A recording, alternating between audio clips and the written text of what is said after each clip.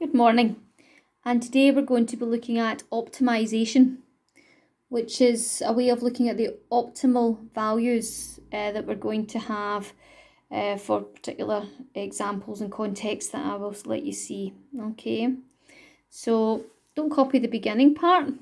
Optimization is a term used to describe a simple process of finding a maximum or minimum value for a given situation.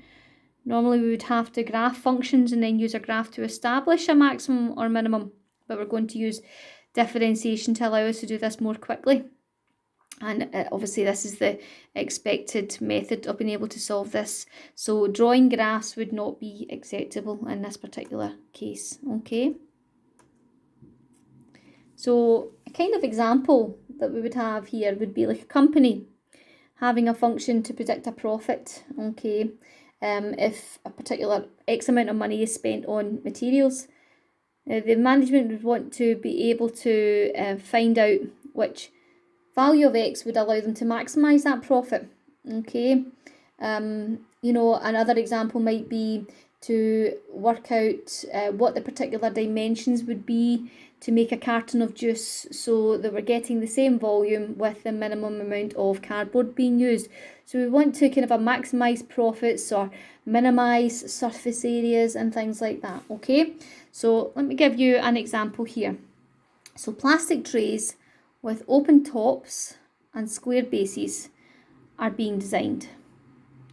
They must have a volume of 108 centimetres cubed.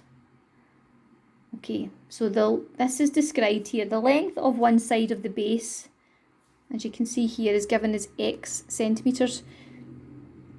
Now we're told here that it's a square base, so we know all of the lengths of the bottom of the base are X's, because you've got to read the question really carefully. The height of the tray is X centimetres.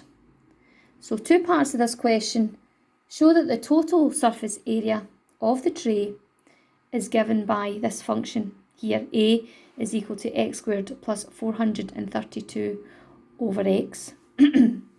Okay, so the good thing about this question is if you are unsure how to do part A, then they give you the equation most of the time, and you can still go on and do part B, which is the differentiation part.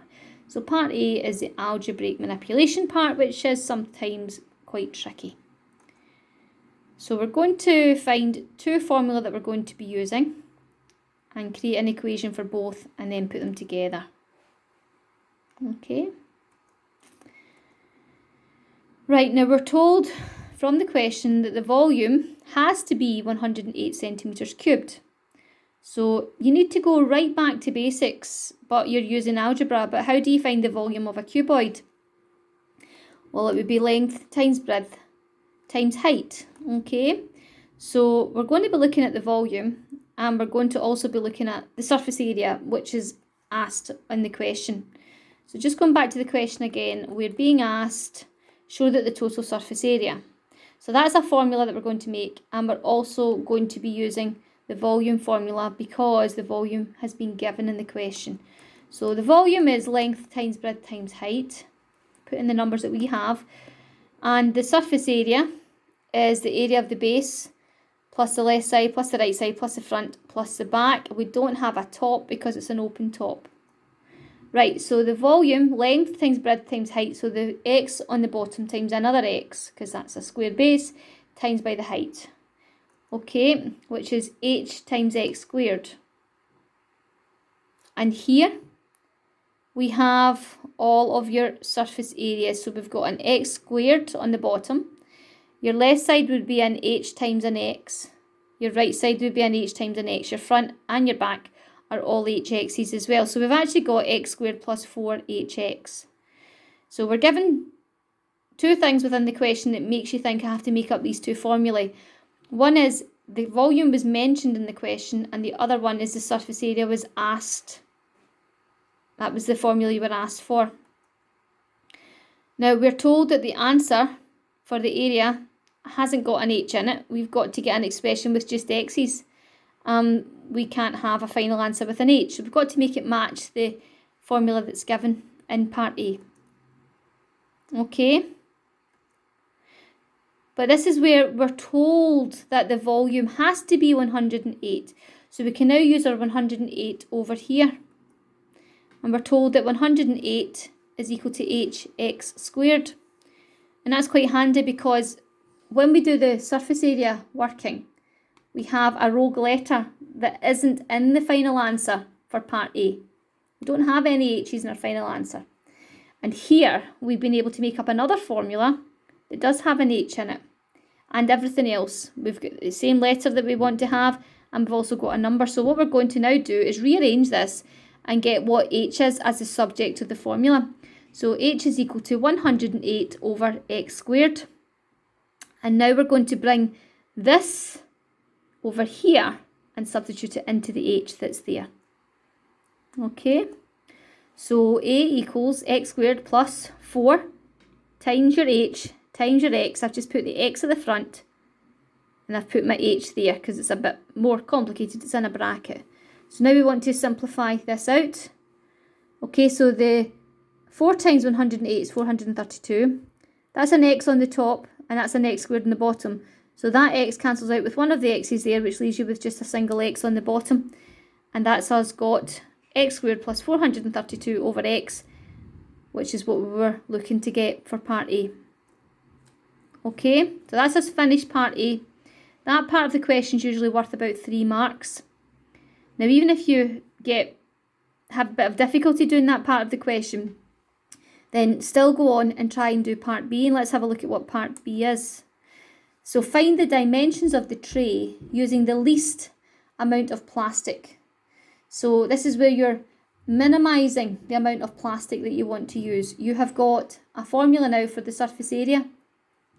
Okay, and you want to find what the dimensions are that's going to give you the smallest surface area, which means the least amount of plastic that you're going to be using. So least amount, maximum amount, whatever, you use that to realise that you're finding either maximum or minimum. The least amount in this case is the minimum.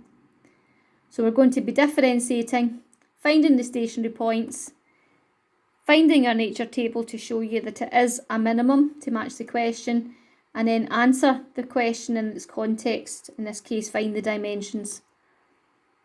Okay, so we have our function here, which is a equals x squared plus 432 over x. So the next step we're going to do is differentiate that. Now we have to fix that up before we can differentiate that and make it 432 times x to the power negative 1. And now that we've got it fixed up, we can now differentiate. Okay, so we can use Leibniz notation and make it dA by dx. You could also have written that as a of x and then a dashed of x if you'd wanted to use the Newton notation. So we're going to differentiate that, which is a 2x minus a 432 over x squared. And then we just do this as a stationary points question. So the next part of this is to make dA by dx equal to 0. So stationary points exist where dA by dx is equal to 0. I've just brought that x squared back down to the bottom there as well before I did this. So I'm now going to make it all equal to 0. Now this is not an x and an x squared as like in a quadratic x and an x squared. The x squared's on the denominator here. So you're not going to be factorising to solve this. So you'll take your x squares and multiply by those. Okay, so you get rid of the fraction first of all. So we multiply by that denominator so we don't have that fraction there. So we've got a 2x cubed minus a 432 and that's equal to 0. And then we start to rearrange it. So we've got 2x cubed equals 432, x cubed equals 432 divided by 2, and then x is the cubed root of 216. Okay, 6 times 6 times another 6, 216, so the cubed root of that would be 6. You'd be able to use your calculator for that one. So we get one value of x. Now, watch out for this because this x is relating to a dimension of something in this case. If we were to solve this and we happen to get 2 answers for these questions, you always end up using just one of them. So if you happen to get 2, say you had got x equals 6 and x equals a negative number, the other one would always be a negative. If this was the case, you would then say, well, x the dimensions of a box can't be a negative, so we would just carry on using one of them. So we always use 1 for the rest of it. So just watch in case you do get 2 answers at that stage, because one of them can be eliminated within your optimisation questions. Okay, so we're going to put it all into the nature table. So we've got a 6 here, to the left of 6 and to the right of 6, and it's all going to go into the derivative function. Okay, so we know that at 6, a by dx is 0. We pick something to the left of 6. Now again, you've got a 1 that can go in there. That's quite an easy one. Pick something that's simple. So 2 times 1 minus 432 over 1 squared. So 2 minus 432. Now we don't even need to get the exact answer for that. We know it's just a negative. 2 take away 432 is a negative number. 2 times 10 minus 432 over 10 squared. So again, you don't need to get the exact answer to see that that's going to be a positive, okay? But again, just kind of work it out just to check what it is. But if you can see it's leading to a really big positive, a really big negative, then obviously just put the answer into the table there as a positive or a negative. So we're then looking at the nature. So that means it's going down the way, across the way, and up the way. Now that's what we're expecting, because the question does say using the least amount of plastic. So we are expecting a minimum value here.